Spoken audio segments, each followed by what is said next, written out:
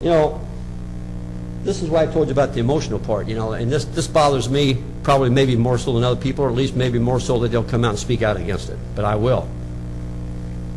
People are funny in a lot of ways.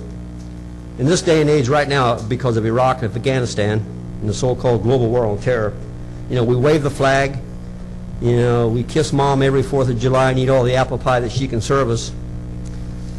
And we get all swollen up when the vets go by in the parades with the Old Glory flying and what have you.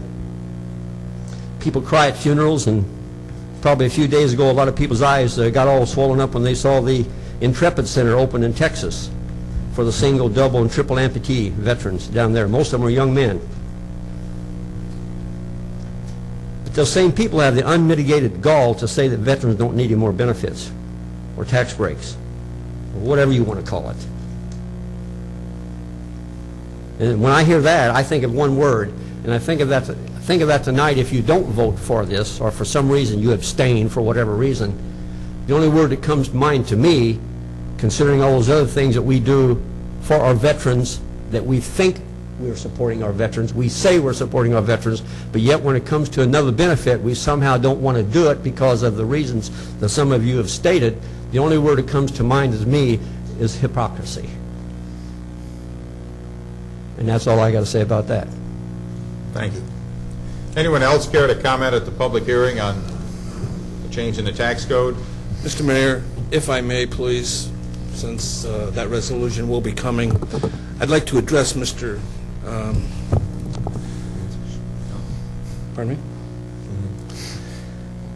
His comments. I am a combat Vietnam veteran, and I'm very proud of it, always have been. And I will recuse myself on that vote. I do get the benefits for veterans. And I spent a year over there, Mr. Francis.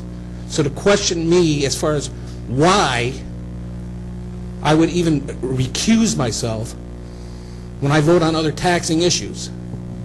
When I vote on taxing issues, they're for the general public, the whole public, not just for a certain class. So for you to question me as far as being a Vietnam combat veteran as you are, I'm very offended at that. And for you to even insinuate that I'm not going to be voting on this, or it would be a no vote, is very unfair. But for me to vote on something that directly affects me and not the whole general population, I do not think that's right. Thank you.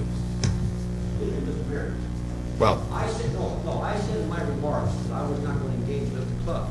That's pretty underhanded what he just did to me. Now, I said you were a veteran. I didn't say you weren't. I said I think of all the members that you were the only one up there.